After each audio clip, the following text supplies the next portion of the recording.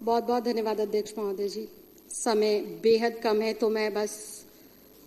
कुछ लाइनों में ही अपनी बात को रखूंगी। मुझसे पूर्व तमाम वक्ताओं ने बहुत गहराई से, बहुत सारे आंकड़ों के साथ, बहुत तर्क के साथ इस महत्वपूर्ण और बेहद ही संजीदा विषय पर अपनी बात रखी है। यूं तो पूरे देश के अंदर और पूरी दुनिया के अंदर इस कुकृत्य की चर्चा पिछले 1.5 साल से चल रही है कि किस प्रकार से देश के संविधान की आस्था पर और संवैधानिक संस्थाओं पर निरंतर चोट कर कर कुछ संकीर्ण मानसिकता के लोग, कुछ छोटी सोच के लोग बार बार इस बात का परिचय दे रहे हैं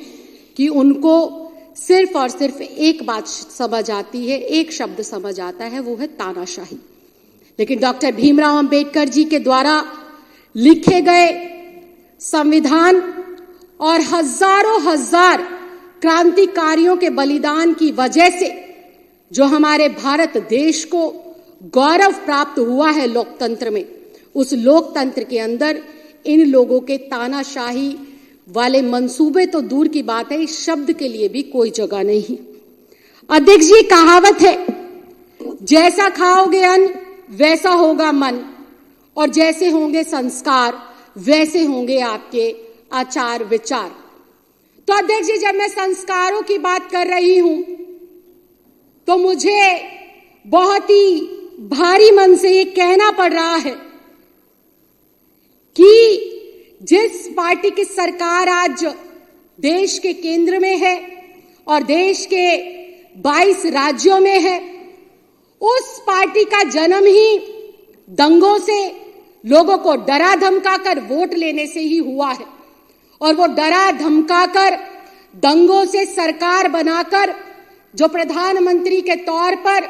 बैठे हैं, उस चौथी पास राजा की संकीर्ण मानसिकता से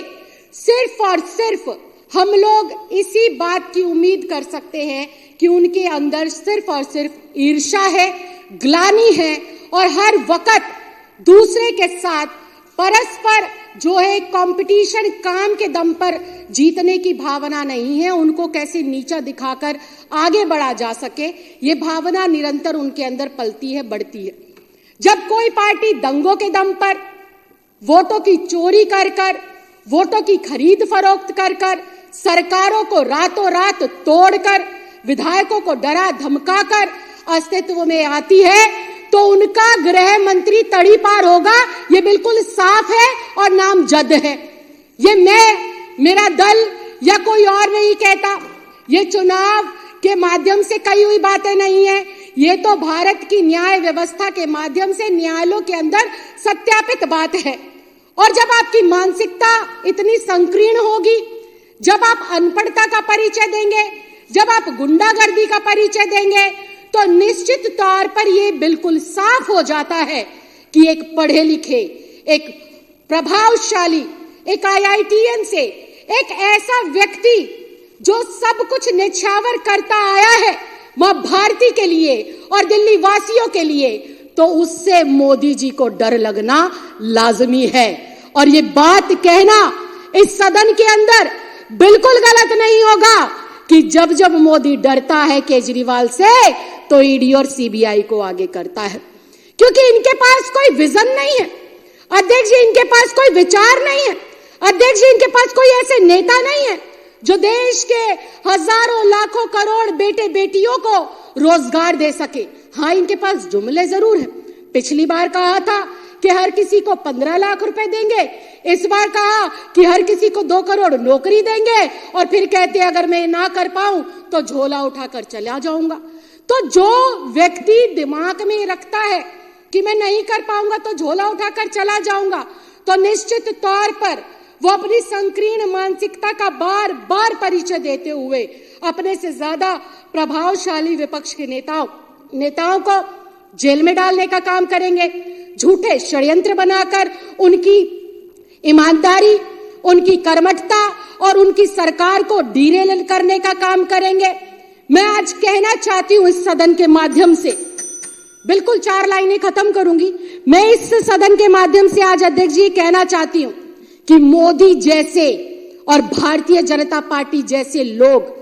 एक बार क्या हजारों बार जन्म ले लेंगे ना, तब भी अरविंद केजरीवाल का बाल बाका नहीं कर पाएंगे। क्यों नहीं कर पाएंगे? क्योंकि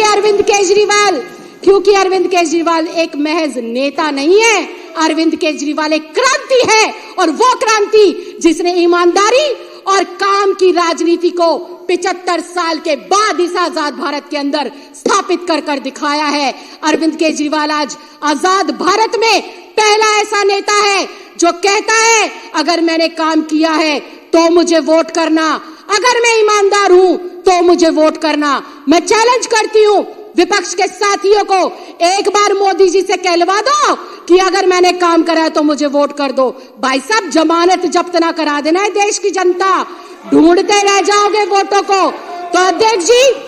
अरविंद केजरीवाल जैसे नेता को मोदी जैसे व्यक्ति और तड़ी पार जैसे अमित शाह जैसे व्यक्ति हजारों जन्म लेंगे ना झुका सकते हैं, ना डरा सकते हैं, और ना ही हमारी सरकार को तोड़ सकते हैं। और जहां तक बात है आम आदमी पार्टी को तोड़ने की, आम आदमी पार्टी के लोगों को डराने की, तो अध्यक्ष जी मैं ये भी बहुत साफ शब्दों में बता दूं, आम आदमी पार्टी कोई राजनीतिक पार्टी नहीं है, ये एक परिवार है। और इस परिवार में ना सिर्फ विधायक, ना सिर्फ मंत्री, ना सिर्फ सांसद है, बल्कि इस परिवार के अंदर दिल्ली के 2 करोड़ सदस्य हैं जो अपने बेटे के ऊपर, अपने भाई के ऊपर और अपने परिवार के ऊपर मजबूती से विश्वास कर खड़े हैं। हम आज फिर इस बात को कहते हैं, तुम ईडी को लगा लो, तुम सीबीआई को लगा लो, तुम्हारे आसपास जितने तुम्हारे हथकंडे हैं सब कुछ लगा लो, ना तुम अरविंद केजरीवाल की ईमानदारी पर दाग लगा सकते, ना उसकी कर्मठता पर दाग लगा सकते। ये दाग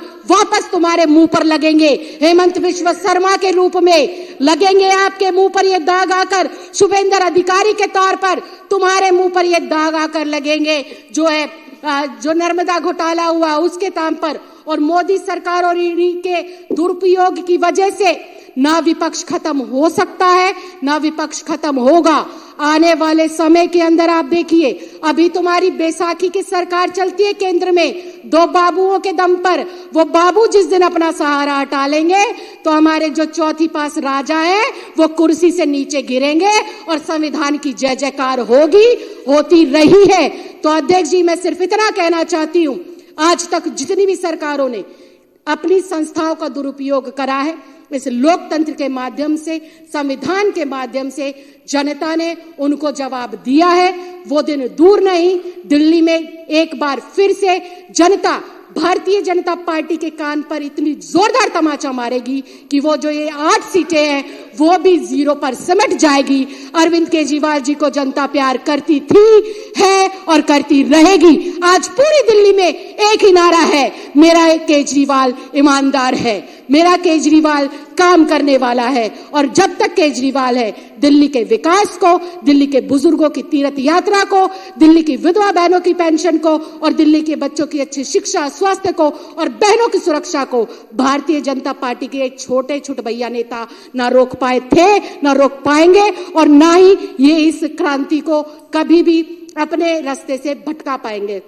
अध्यक्ष जी, आपने मुझे इतने कम समय में मेरे शब्दों को रखने का मौका दिया, बहुत महत्वपूर्ण विषय पर बोलने का मौका दिया। मैं चाहती हूं कि इस विषय को आज से और अभी से हम लोग इतनी गहराई से जन जन में पहुंचाएं कि वोट लेने के लिए किस प्रकार से कामचोर लोग एक काम करने वाले नेता की छवि को धूमिल करने का असफल प्रयास करते हैं। ये इस प्रयास में भी असफल रहे और चुनाव में भी 100% असफल रहेंगे। 70 की 70 सीटें केजरीवाल को, अपने बेटे को, अपने भाई को दिल्ली की जनता देकर रहेगी। बहुत बहुत धन्यवाद, बहुत बहुत आभार। जय हिंद, जय भारत।